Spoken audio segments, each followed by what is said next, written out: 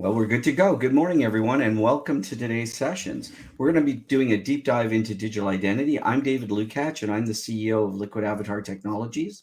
We're a publicly listed company that focuses on digital identity, avatars, NFTs, and the Metaverse.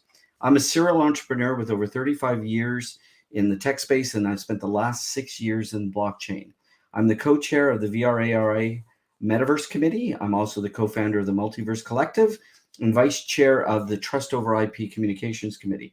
And I'd like to welcome our other panelists as with us today as well. We've got Gabe Higgins, who is the co-founder and chief blockchain officer for BlockSpace and which is a blockchain and digital currency early adopter. BlockSpaces is a blockchain integration provider helping businesses connect to enterprise networks. Gabe also currently advises startups and VC-funded blockchain companies with strategic partnerships and technical direction.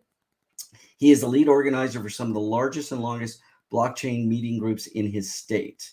Gabe is a sought-after blockchain speaker, an educator, and co-author of Thank God for Bitcoin, The Creation, Corruption, and Redemption of Money. And you can find more about Gabe and his company at blockspaces.io. I also like to welcome Gia Mattu, who is a writer for Inside.com. Gia covers all areas of the metaverse and XR business news, including virtual events. She has hosted events in the space that have generated close to 15,000 attendees. Gia is also the CEO of CryptoChicks Hatchery division, a blockchain incubator accelerator that runs programs in over 56 countries and focuses on blockchain and crypto education and to prepare cohorts for their investor pitches on demo days. And you can find out more about Gia at CryptoChicks.ca. Unfortunately, Alexander isn't going to be able to join us today, but we're going to dive deep right in. So Gia and Gabe, welcome and thank you for attending the panel today. Thanks for having us. Thank you so much, David. So let's start with some of your own thoughts on digital identity and how you think that using digital identity, especially in the metaverse, is going to help reduce and eliminate online fraud and things like catfishing, and also how Web 3.0 and blockchain technologies will support the emergence of end-to-end privacy opportunities. And that is both for consumers and brands. So Gia, why don't you take it away? Just as a little bit of background, just about identity in itself. I kind of looked at the international law, and under the current structure of international law, an individual can only exist as a legal person if he or she has been given that status by state. Okay, right now, as part of the UN's development goals, they want to make sure that everyone in the world has an identity by 2030. But the problem is there's nearly 1.1 billion people globally that do not have an official ID, according to the World Bank's data sets. There's about 200 migrants and 21 million refugees that still don't have an identity. So I think blockchain and also digital identity is going to give people access and also provide others with an option to actually have that identity in the metaverse. Mm-hmm. And I think that's very important. It's a very good path forward. The Moldova government is using the UN's ID experts to use blockchain to provide children with digital identity as a form of protection against trafficking. So I think that it solves multiple issues. And not only that, brand identity, right? So like if you guys have been paying attention to the news recently, McDonald's just filed for trademarks. Nike's filed for trademarks in the metaverse. Tencent and 3,000 other companies are now filing for metaverse-related just trademarks to protect their identity. So I think this is going to be the future and definitely something that we can keep an eye on and also create an identity in the metaverse for sure. And just to add to that, one of the challenges, because we spend a lot of time in the identity space, and this is our focus, is while blockchain is a great solution for digital identity, that part of the challenge is to really make it work, you have to have a smart device to be able to transfer blockchain identity. So some of those 1 billion plus people may not have access to technology. So India started something with the Aadhaar card. There's lots of different other applications that will support identity. And so I do applaud your comments. I think it's really important that we look at digital identity as a solution for those that aren't currently identified, and for medical services, for government healthcare, for voting practices, for a lot of different things. But again, and I'm going to and Gabe, maybe you have a couple, an opening statement, then I can get to some of the questions, because I think Gia was right on point. So Gabe, what are your thoughts on digital identity? Yeah, I mean, this is something that we've seen coming to the fore in the last couple of years, like really heavily with enterprises, and even for one, we've worked with a local university here in Florida that is working on a digital identity project for tracking COVID credentials, for instance, but also any kind of academic credentials as well. Right. So this has a, like Gia said, has a wide variety of applications and use cases that's now being explored and being implemented. The technology has come a long way, as well as how to develop these things, and all the pieces of the wallets with digital identity management systems that are backed by platforms like Hyperledger Indy, for instance, have really come a long way in the last couple of years as far as the tooling behind it and what you can build on top of it. So that's what we have experience doing, and seeing a lot of interest there.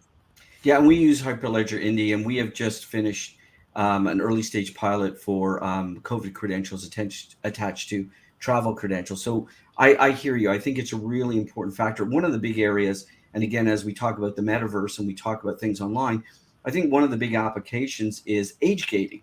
We're doing a project now for age proof of age in the province of Ontario to support the sale of restricted products. But age gating, going to sort of what both of you said, allows, or restrictive gating allows organizations to assure themselves that the person who are coming to their sites are, one, who they say they are, and two, are of proper age to assure that they can consume the content. In fact, in France now, if adult entertainment sites are required by law to do age gating online to allow people in. And what most people don't know, about 20 odd years ago, Budweiser wanted to put all their commercials up online, and 25 attorney generals actually nixed it because they couldn't do age gating at the time. So blockchain-based credentials allow for the transfer of healthcare information, as well as age gating, identity, and so much more. But if we focus on the metaverse and things like fraud, and I'm not sure if you're aware, but online fraud is a $30 billion industry a year. It's $30 billion. In North America, it's $9 billion alone. And how do you think digital identity is going to help with something like that? I mean, we've talked about credentials, identity, but it's more than that. It's the vast rules for transferring cryptocurrencies. But how do you think online identity, verification of online identity, will help reduce fraud and or things like catfishing? I have a comment about that. I know that there's a lot of limitations to current ID systems. It puts a lot of people to overexposure of information. However, when I think of the metaverse, is it possible, and thinking of fraud, how do you know that the avatar that you're meeting in the metaverse is the person that they're saying that they are? So what if someone has stolen my headsets and gained access to the metaverse, and and actually pretended to be me while they're in that digital reality? Is there a way to actually counter those types of interactions as well too? Yeah, and Gabe, I don't know if you have a comment on that. I can certainly comment on that, but I can give a solution for that. Well, I mean, we're talking about metaverse identity, but as you pointed out, that our real world identity has most likely have been compromised already. So the current methods of identifying who we are as people, even in the meat space, are flawed and fundamentally broken. So I think this new application of identity management and identity verification is going to first start in, or whether or not it's starting in the metaverse or not is kind of irrelevant. I think it's going to happen in both places at the same time, or physical and as well as online. Those are going to be one and the same, and they fundamentally have to change because it's broken. The way things are being done in siloed systems that are constantly being compromised, that you don't have control over your own information that we use to identify yourself. That's all fundamentally broken, and our kids need to have a different method of verification, and it's going to be built on this technology. So if I can add to that, so what, and I'm going to answer, and that's a great point, Gabe, and I'm going to answer Gia's question in just a moment. But in 2015, the EU launched GDPR, the General Data Protection Regulation, which has fundamentally changed the business model for data and for identity. We're for well over 100 years, corporations were at the hub and consumers were at the spokes when it came to data. The GDPR really says at its core that consumers own and must own and manage their own identity and data, and that edict has been adopted in the United States in 3 states led by California with something called the California Consumer Protection Act. We also see in Canada, PIPEDA, the personal identifiable information sort of governance, and what we call the Pan Canadian Trust Framework being updated to really take advantage of GDPR. And you see it in Australia and you see it everywhere else. So to Gabe's point of children, Australia now issues digital birth certificates. But to Gia's point, I'm in the metaverse and someone takes my headset. Well, if it is a headset, because it could be another device, it could be a mobile device, it could be a web device. There is an easy way to do this. It really is an easy way. We use a platform that we and others have developed using QR codes to initiate a transaction. They're not readable QR codes, but they initiate a handshake. And using this QR code that you would have initiated by your phone, by your own biometrics, that would allow you into the metaverse. That would be your gated. That would say, I have this credential to come in. So if someone else puts my headset on and they go to log in or try to get in, they're going to have to be able to prove that they are you, which they won't be able to do. And biometrics generally start with facial recognition. Why? Because if I asked everyone who's on the panel or out online with us today to actually take your wallet out and show me something that had your fingerprint on it or your voice print from the issue by the government, it's likely not going to happen unless you're in Mexico, India, I think, or Pakistan. But so we start with facial recognition against government issued identity, and down the road it'll support the DTC chips in your passport, and then we move into voice and fingerprint. So there's lots of ways, Gia, to protect people because that technology exists today. So we can discern. So your avatar could literally take their wallet out of their back pocket or their phone, show that QR code, the system would read it and ask you for facial recognition, and there you go, you're in. Okay, so like the 3 steps are basically creation of your profile, then verification, right, would be step number 2. Like you said, there's different biometrics that they use, and the 3rd step is authentication. So that's when the data aspect comes in. And so, for example, an Oracle's data feed is used as an endorsement. Would it be? It's like a 3rd-party verification system, pretty much, and that's where it's all blockchain based. It is a 3rd-party verification system, and it never transfers personally identifiable information to. So, Gabe, to your point with respect to children, that information would never be transferred. So, and normally, or the way that we're thinking and others are thinking about this today, and organizations like the Trust Over IP Foundation and DIAC in Canada, and various other organizations, is we call it data guardianship, where a parent would be responsible or in control of a child's identity. So the children wouldn't be able to actually use identity without the parental control. There's lots of different things, but it's all based on the fact that, like the wallet you carry today, you would have your digital credentials and membership cards digitally enhanced. As Gia said, you first have to do a digital profile. Now that digital profile would use standard government issued identity, or in provinces like Ontario or BC, digital identity is coming to the realm. where you will have literally digital identity issued by the government in the form of a credential. So I want to jump to another question if we could. You know, I think we've covered this, and one of my questions would be, you know, we think of identity as a basic human right. I think I can probably guess that both of you think the same way, right? That we should be in charge of our identity, not corporations or any other parties. Did you guys want to comment on that, Gia? Yeah, no, I agree that self-sovereign identity is very important. Like I said, there's 1.1 billion people that don't have any identity at Right. all because they need the government to issue them that identity. And I think that's where the self-sovereign aspect comes in, where you as an individual now have the autonomy, and that trust is enabled by technology as opposed to a person to give you that. So I think that's also very, very important. And that's where blockchain will also solve that problem, where now the technology is actually issuing you that ID and more people have access to it as well. That's true. And Gabe? Yeah, I completely agree. And that, you know, kind of piggybacks on my last point, where since our identity is fundamentally broken because we have been trusting and needing to trust third-party entities to secure that information, where we no longer need to.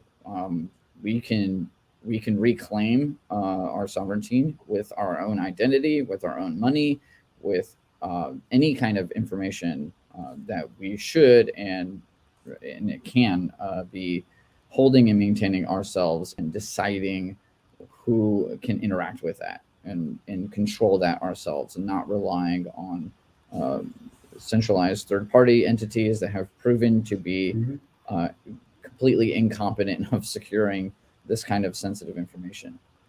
I couldn't agree with you more. You know, we've put too much reliance on centralized organizations to start the identity process. But part of the challenge, I think you'll agree, is why identity, and we've seen AI-based identity programs come into play. I don't know if you're familiar with that, but you know, by social markers and various other markers breadcrumbs you leave on the internet, it tied into other factors, I can actually try and prove that you are you, right? So I don't have to use a centralized authority. I can use a decentralized system to manage identity. The challenge with that is I could weave, as a bad actor, I could weave a profile and actually over time set up that my own identity as a bad actor, right? And then we see decentralized systems where nodes could be operated by anyone. And that also leaves the opportunity for bad actors. I mean, Gabe talked a bit earlier about, you know, Hyperledger Indy from IBM, which is considered one of the, you know, top private sort of blockchains when it comes to weaving in identity. And so, unfortunately, I think we are going to see, you know, networks that are supported by groups of authorities. Almost, I don't want to call it a DAO, and I don't want to be in a position where we start confusing different you know, acronyms, but I think we are going to see somewhat of a semi-decentralized authority supporting identity networks, and governments by and large will play a part in that, because you need to have an anchor point to start identity. I think you both would agree. I mean, how do you do identity without starting with an anchor point? To that point, even with the self-sovereign identity, I think it does have the potential to solve data security and privacy issues as well, because now you're not storing it in a central database, right? So I think now individuals have the option to share the information that they store and also share as well too, as opposed to being a part of, like, you know, like a centralized program, even like Facebook, right? Being able to collect your data and also sell that information. Here you have more control. So I think it solves the issue of privacy as well too. And I'll come back to that in a moment, because that's a really good answer. Gabe, your thoughts? Yeah, no, 100%. The exactly what Gia said, and I think one of the key issues is where if we don't solve this problem now, and we have the opportunity to do so, things can go really bad in the future, like even far worse than it is now. So I'm extremely cautious and concerned, but cautiously optimistic that since we do have this technology now, even whether or not government can bootstrap this, we have the opportunity to kind of establish this web of trust, where you don't necessarily need a government to establish who an identity is, just that there are enough entities that have operated with that person or that identity in and of itself. So you kind of stack credentials on top of credentials, dealing with a particular person, even though you may not know any particular information about that said person, and whether or not it's valid or not, right? So I think the whole meaning of what a valid identity is going to actually change as well, or shift to be a little bit more forgiving, but with the ability to actually verify interactions that have happened, so you can validate whether or not has this identity dealt with this entity, that entity, this entity, and all those are known trusted entities. Then the risk profile of dealing with that identity goes down over time. So I think we're going to start to see kind of reputation systems develop on top of these identities that can gauge the trust level, if you will, of that said identity, whether or not it's known or unknown. So I think both of you are talking a little more about, as Gabe, you just used the point of reputation-based identity, and I think also mentioned consensus-based identity, right? So if 10 people believe you are you, and a good example here would be, I think, a really simple but good example.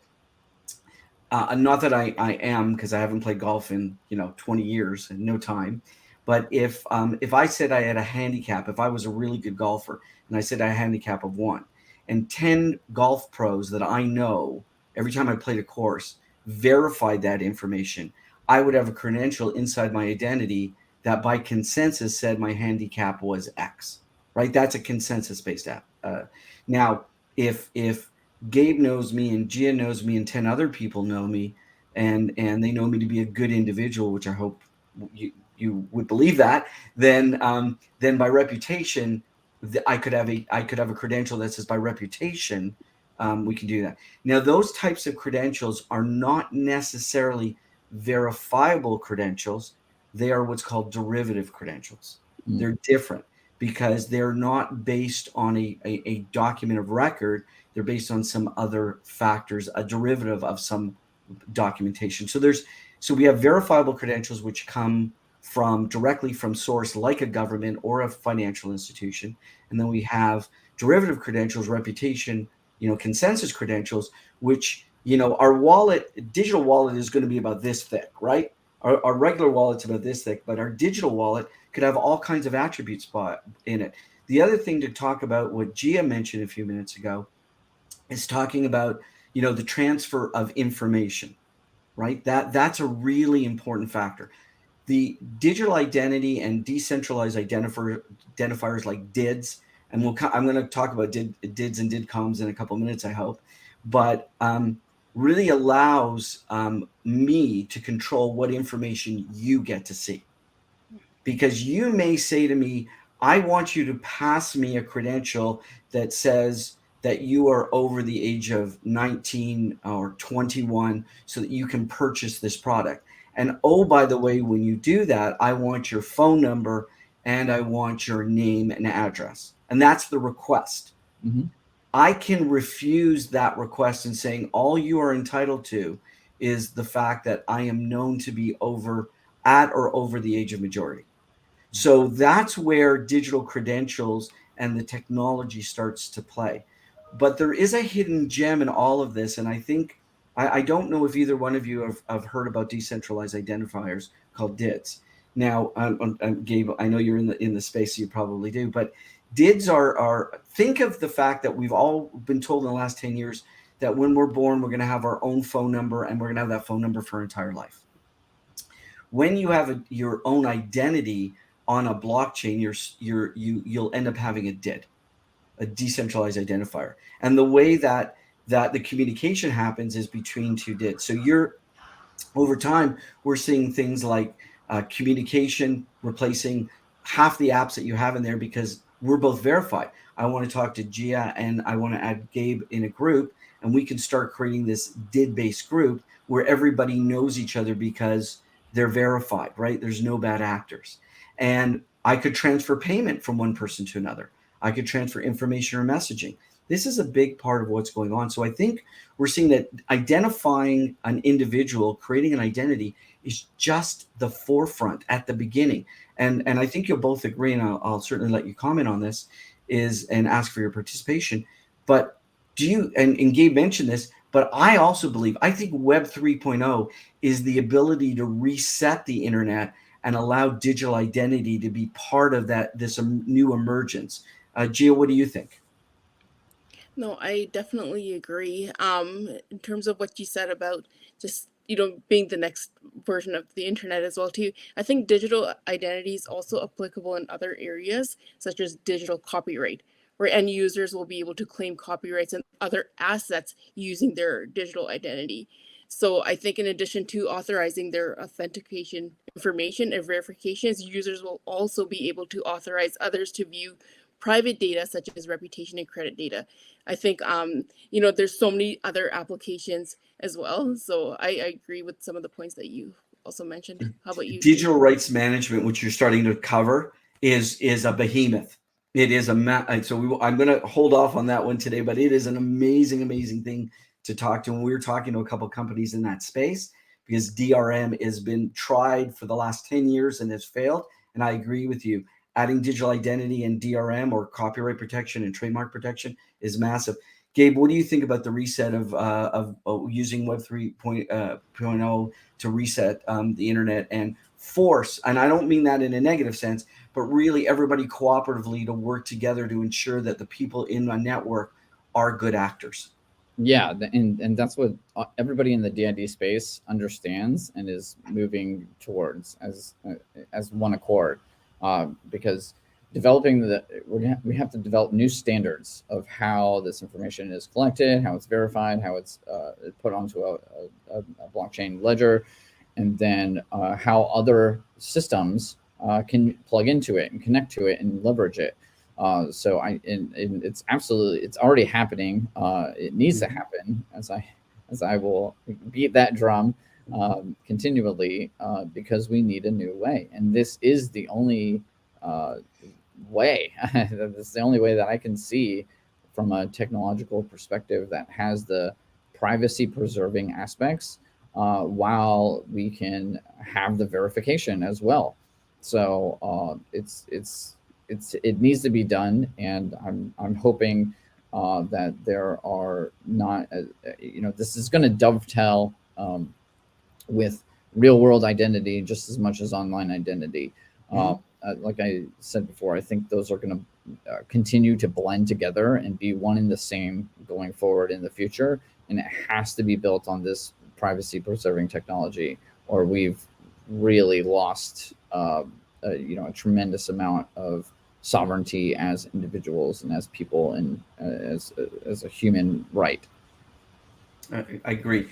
I'm gonna because we're coming closer to the latter part of this conversation, and I'm gonna switch it now over to how digital identity and the metaverse come together, because I think that's really important. As a Metaverse Summit, I think it's a really important factor. So I'm gonna give you a story, and then let's comment on what you think about this.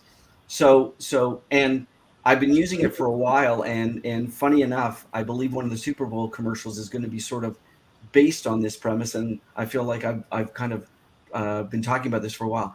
But an avatar walks into a metaverse bar. It sounds like a bad joke, right? An avatar walks into a metaverse bar, goes to the bartender, throws a couple credits down on the bar, and says, "Give me a Red Bull." Now, I'm not endorsing any particular product, but there's a reason I'm using Red Bull. It says, "Give me a Red Bull," and the avatar gets a Red Bull. Now, the avatar consumes the Red Bull. Now, why would an avatar consume a Red Bull? Could be social, but the avatar could be going out to play a game or get a quest and wants an enhancement, a power up. And Red Bull, when you consume it online or in the metaverse, gives you an enhancement. But as the old saying goes and the commercials go, what does Red Bull give you? Red Bull gives you wings, right? So the avatar grows a pair of wings and off they go. Now that's great for a brand in the metaverse and a consumption model. But here's where I think, and I want your input on this. Here's where I think it all fits together. The avatar consumes the Red Bull at the moment of consumption because I'm known. I am a known entity that own that avatar, that runs that avatar, and it's mine. I have given permission-based marketing indicators to that bar that I can be approached as a as a real person. So when the avatar consumes the Red Bull, I get a coupon in my email because there was a connection and I allowed that so that I can walk down to the local convenience store and buy Red Bull. I get a 2-for-1 Red Bull.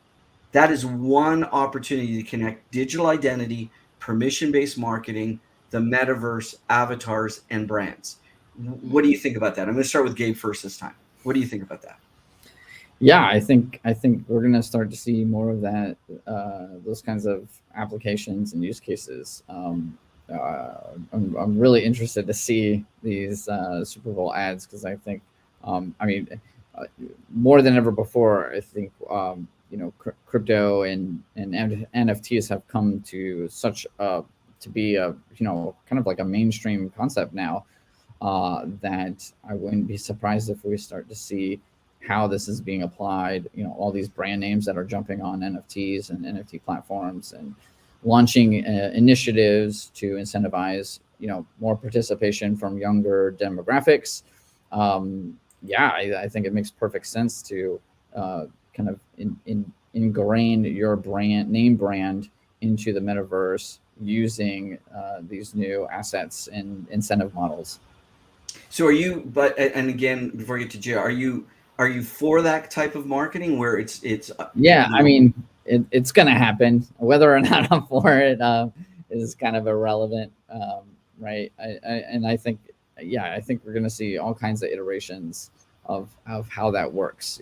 Like even geolocating, where you are with your digital identity, and how your buying habits to that identity can incentivize brands or locations to airdrop you coupons to incentivize you to come into their store as you're walking by. So, but but we're talking about permission-based marketing, right? I'm giving those indicators because I know I'm going to get a payment or something in return for that.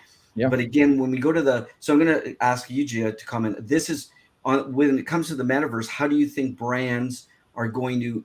Was my solution something that you think is viable in that space? I think the future is unseen still because it's still a relatively new concept that's come up, but there's a lot of brands that are entering this space. The relationship between digital identities and assets is extremely exciting, I think, and it's very important. I've been reading a lot about, companies like Gucci entering the metaverse. That was announced just yesterday, that they're opening up a virtual store. So there's different ways that brands are using the metaverse. One is through marketing. So they want to reach out a wider audience, namely the younger populations, right? Like anyone under the age of 15 on Roblox, for example. And the other way is to actually sell those assets. So if I was the owner of a shoe store, I can create that digital NFT, but then also have a corresponding physical item that gets delivered to your home as well. So there's so many different ways that brands are entering this space. I see the fashion industry taking advantage of this most, with Nike, Gucci, Dolce & Gabbana. Those are just some of the recent companies that I've heard of, but a lot of marketing is going to be done in the metaverse. And I think it's mostly targeted right now for the younger audiences because it seems like that audience has already been plugged in as opposed to people, that are older as well too. So I I agree, think and our friends at GDA Capital and who are putting on the Metaverse Summit are going to be doing a fashion event in the next several weeks, so everybody should look out for that. But I agree with you. I think digital identity offers us the opportunity to connect the metaverse-based avatar to a real person, whether it's delivery of a physical item, delivering of marketing material. I mean, I could order a sandwich with my friends at the same bar, have a casual sandwich, and DoorDash is delivering that sandwich to me in the real world while I'm eating online, right? So that's, I think, one of the ideas behind the announcement yesterday by McDonald's. Well, if you're going to consume food in the metaverse, why don't we deliver it to your door? And I think, and I apologize for putting on my glasses, but it's a little smaller. But we have a question from the audience, and then I'm going to bring up something else on the metaverse. How can we create network effects, as a lot of us are going to be the first ones to use blockchain tech, especially where awareness is marginal? So I guess for identity, how are we going to proliferate that? And I personally see the metaverse helping, but Gabe, how do you think that we're going to create network effects for the adoption of this technology, especially using the metaverse? Yeah, this is kind of the next hurdle that I see coming, is developing those standards, and wherever these DIDs are applied, meaning regardless of which network, that they are recognized by all the networks. So there is the tight kind of implementation needed has to be carefully crafted. So the network effect kind of piles on itself, regardless of which network you happen to have your DID. Right. Based on it won't matter. They will all see it the same, and it will all treat it the same way with the same rules, and be recognized and can be verified across different platforms with that interoperability. So that's something that I've been paying very close attention to, because that is going to be a problem. And I think the key word you said there is interoperability. And before I ask G, I'll just step in and say the Ontario government in September laid out their standards for digital identity, both their technology standards and their practical practices for the use of digital identity. So I think we are seeing that network effect going to be supported by certain governments and states and provinces. And I think federally it's a little more difficult, but I think provinces, which are in charge of healthcare and of education, both in Canada and the United States, are certainly going to be the accelerator. So I think we're seeing those open standards being set in place, where once something is issued, it is interoperable across networks to proliferate the network effect. Gia, what is your thoughts on this matter? No, I definitely agree with you that provinces will step in to ensure that that gets implemented, because you have to really think of the metaverse, and you have to understand its roots and why we're developing it. It's about privacy, control, openness, and interoperability. So I think governments will step in to ensure that that's done as well too. So that's great. I'm conscious of time, so I want to make sure that if there's any other audience questions, we can answer them. But I'm going to throw one more thing over the bow at you, because I think we all believe that the metaverse isn't one, but many, right? There is not going to be a winner take all. I know we've heard a lot of things about Horizons and what Meta is doing and everything else, but there are many. I mean, we're launching our own metaverse and to support some of our activities, and we've got a number of different friends. You've got Decentraland, you've got the Sandbox, we've got Aftermath Islands, Game Credits, Super World, you name them. There's dozens and dozens of metaverses. I don't think that's a bad thing. I think it's a good thing, because when we travel, we don't have a tendency to go to one location, right? We travel all over the place. So if you think of metaverses will eventually have their own distinct identity themselves, it will give us an opportunity to go from metaverse to metaverse. Now, taking our identity from metaverse to metaverse, I think, is an important factor. Being able to have one identity that allows us to have different credentials that allow me to potentially rescreen. I might go into a metaverse that is made up of, monkeys, and I may go into a metaverse that is made up of, realistic avatars or voxel-based avatars or whatever the case may be, and I have to reskin. but I think I'm in agreement, and I want to know how you feel about creating a unified and open standards, using open standards to support one set of digital identity credentials across metaverses. Gabe, what do you think? Yeah, no, that's exactly my point with the interoperability. That in yeah, it wouldn't be a metaverse if it was confined to a particular, Exactly. or constrained in any way, right? So metaverse will not be confined to meta. It can't Exactly. be, and it shouldn't Exactly. be, right? I think we can all agree on that.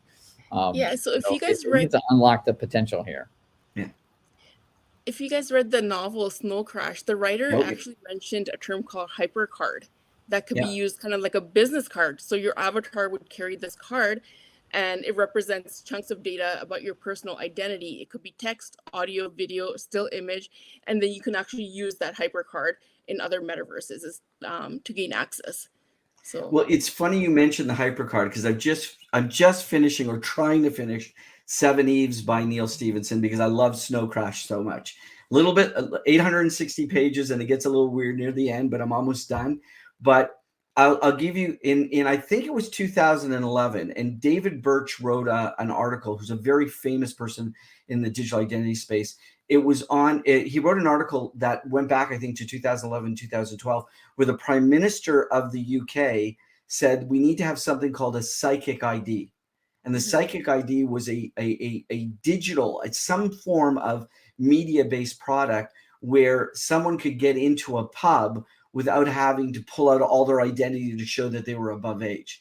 So whether it's a hypercard, and I think I don't know if that was invented by Hero in the book Snow Crash, the protagonist. But at the end of the day, I agree with you. Having, it's like a park pass. If you've ever been to Disney World, and Gabe, I know you said you're in Florida, but if you've ever been to Disney World, you've got 4 different theme parks that you can use one pass to go to 4 different theme parks. And I think the safety of the metaverse when it comes to operators will be that I call them the 3 C's, or in late 90s they were called co-optation, where you got competitors, complementers, and cooperators all working together to bring to life the metaverse. And I think we're going to see that. So I'm just going to any comments on that? well, it's kind of like the passport, right? Like I have my Canadian passport, but I can enter different countries. So it's the same idea for the metaverse as well, too. I think you would just need that one identifier to access all. I'm just before you answer, Gabe, I'm just looking at Manal. Yeah, we're not going to give you the spoiler to Snow Crash. We won't. Promise. But but you got to remember, it's Snow Crash, Ready Player One, and Ready Player Two. You got to read all 3. If you're a Metaverse fan, you got to read all 3. Gabe, any comments from you? Yeah, no, well, there was a good question there in the context of DID is how do you address situations where countries, in countries where the government itself is a bad actor, and hopefully this doesn't happen in the metaverse, but I think leveraging DIDs in its proper context, I think this will be something that is going to have to be instantiated on a global scale, where countries can't deny your digital ID because it will be your sovereign passport, and be your entryway into either physical locations or non-physical digital Absolutely. locations. So I think there's going to, this does interplay with our basic human rights, right? And we got to carry that over into the metaverse as well as we have in the physical reality. So I think it's going to be one and the same. I think there's going to be a blending of the two to where we shouldn't have to make these distinctions anymore. I am who I am, and I can regardless prove of where I am in the physical space or in the metaverse, absolutely, that should be carried over. Super. Well, I know we're out of time, and we've run 1 minute over. So I want to thank you both for this enlightening conversation. It was a pleasure, being on the panel with both of you. And I encourage everyone to connect on LinkedIn and reach out to the websites and learn more from the people on this panel. We're all here to help you, and we want to thank you for listening and watching, and have a great day. Thanks very much, and bye for now. Thank you, Bye. everyone. Bye-bye.